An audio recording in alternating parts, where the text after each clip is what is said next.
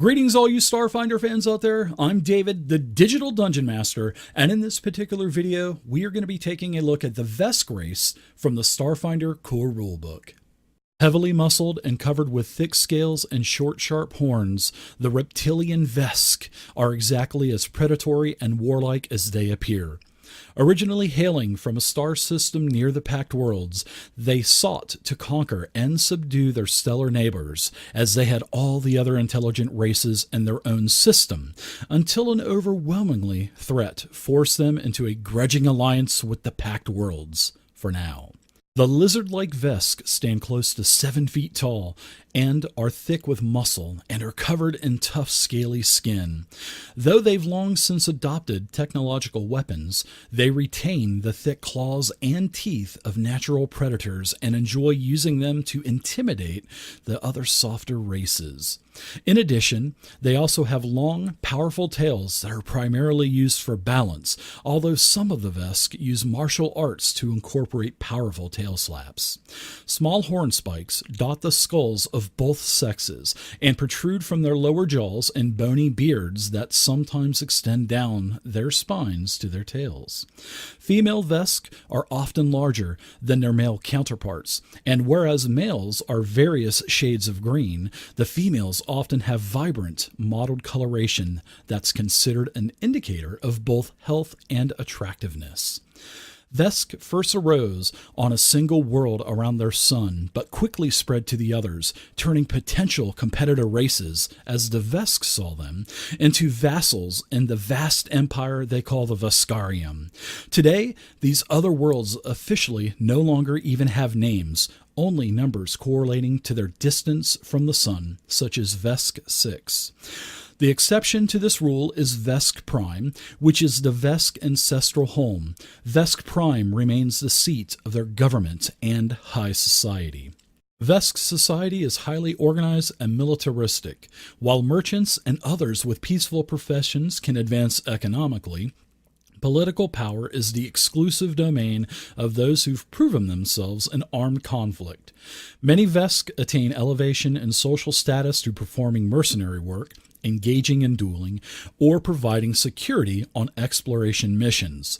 Though obsessed with conquest, dominance, and social rank, the Vesk have an equally strong sense of honor and pride in fulfilling their agreements and treating subordinates of all races fairly. They are stoic with strangers, but capable of great bursts of emotion in private or in the heat of battle. Vesk society tends to be efficient, respectful, and law-abiding, especially since nearly any insult or violation of custom could trigger a brutal, violent blood debt. Even outside of their home system, Vesk are most often lawful, though usually according to their own code of honor rather than that of whatever society they happen to be in. They tend toward a neutral morality, though individuals can easily skew good or evil. Vesk's love of military conquest and empire building originally led to significant skirmishes between their star system and the nearby Pact Worlds, and the ensuing conflict, often called the Silent War, might have continued indefinitely had the Swarm not attacked both systems simultaneously.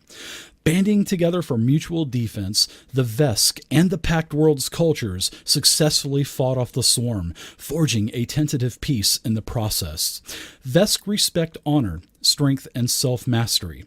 Though their relations with the races of the Pact Worlds remain strained due to the only barely averted war, they admire androids' dispassionate consistency, the Kasatha's sense of honor, and the strength of the Lashentas in battle. The Vesk find Yasaki weak and frivolous, and humans quick to break their agreements.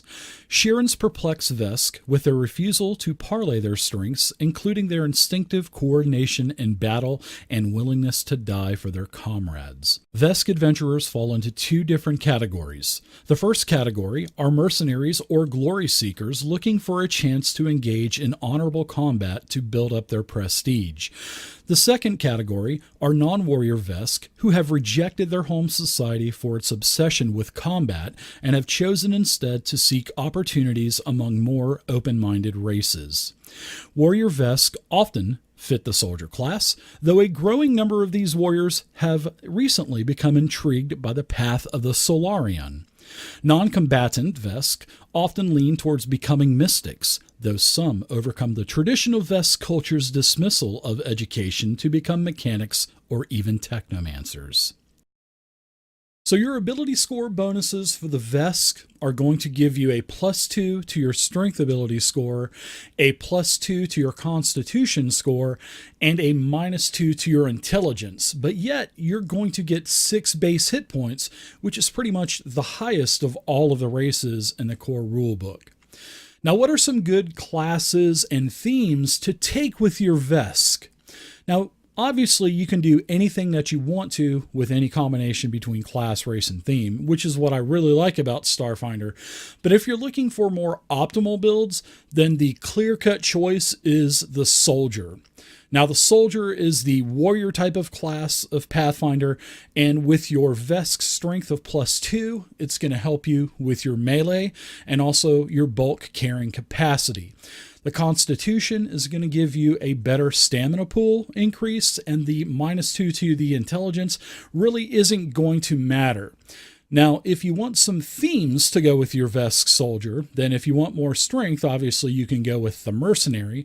If you need a little bit more armor, I would go with either the ace pilot or the outlaw. And if you want to bump up a little bit more constitution, then I would go with maybe a spacefarer or a bounty hunter.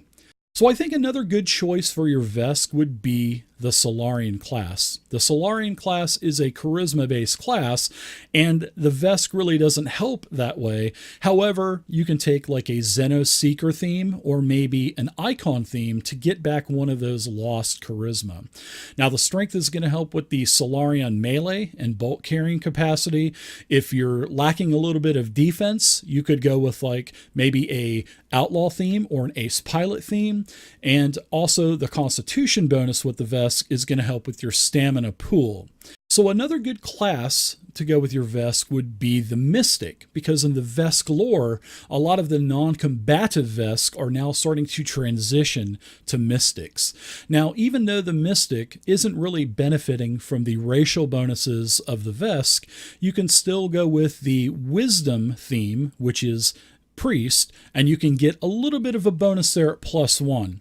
Now, if you're going to go melee with your Mystic, then the strength from the Vesk will definitely help and give you a little bit more carrying capacity with your bulk, and the Con is going to make you a little bit more harder to kill, especially with your Vesk 6 hit point base. So the Con and the hit points are going to make your Mystic a little bit tougher compared to the other races. Now, if you need a little bit more defense, go with maybe an ace pilot or maybe an outlaw theme. And if you want to go that much more sturdier with some more Con, then you can go ahead with either the bounty hunter or the spacefarer. So the last piece of advice that I can give you with your Vesk is not to worry about min-maxing. If you want to follow the lore of the Vesk and go with maybe a Technomancer, don't worry about the -2 negative penalty to your intelligence. If you want to play an operative and you don't get the dex bonus from a Vesk, don't worry about it. You're going to get plenty of ability score improvements anyway as you level up. In fact, you'll get them every 5 levels, and you'll be able to increase multiple ability scores. So play what you want to play because you need to have fun. So now let's take a look at the racial features that you're going to get as a Vesk from level 1. Now, for your size, you're going to be considered a medium-sized creature, even though your Vesk is going to be between 7 and over 8 feet tall. Next, you're going to get 30 feet of movement around. Next, you're going to get Armor Savant. This is where you use armor in a way that complements your sturdy physique as a Vesk. So you're going to get a couple of different bonuses for Armor Savant. And the first bonus, when you wear any type of armor whatsoever, this is going to grant you a +1 racial bonus to your armor class. Now, you need to take into consideration, if you take this armor off, you will lose the +1 racial ability to your armor class score. So next with Armor Savant, when you're wearing heavy armor, your armor check penalty is going to be one less. And usually the armor check penalties has to do with athletics or acrobatics, sleight of hand, or stealth. So if you're wearing an armor that gives you a -3 penalty, your armor savant is going to reduce that to a -2 penalty to those checks. So armor savant is going to be good for either a soldier or for a Silurian class. Next, you're going to get fearless. This is where you as a Vesk are going to get a +2 permanent racial bonus versus any fear effects that are put against you. Next, you're going to get low light vision. This is where you can see in dim light as if it were daylight outside. Now you can go to page 264 also in the Starfinder core rulebook to read more about low light visions and the other visions that are in the game. And lastly, you're going to get natural weapons. This is where you as a Vesk are always considered armed, even if you're not holding a melee weapon or laser blaster. Now you're going to get a couple of perks for natural weapons. And the first perk is whenever you do any kind of unarmed strike, it will do 1d3 natural damage, and that attack is not considered archaic. Now normally archaic damage is usually at a -5 to the total damage, but seeing that you have this perk with natural weapons, it's going to ignore the archaic property, and then you'll do a flat 1d3 plus your strength modifier and any other bonuses to an unarmed strike. And the other perk that you're going to get with natural weapons is that starting at level 3, your unarmed strikes are now going to be considered a unique weapon specialization. Now normally, a unique weapon specialization will add 1 times your character level to your natural weapon damage. But with natural weapons, it's going to give you a 1.5 times your character level bonus to your damage. And seeing that these aren't considered archaic attacks, that's really going to make your unarmed strikes or unarmed attacks pretty vicious. So there we are, everybody. That is the Vesk race from the Starfinder core rulebook. And down in the comments section below, I want to know if you guys like or dislike the Vesk race. And I also want to know the class and also the theme combinations that you're going to be using with your Vesk.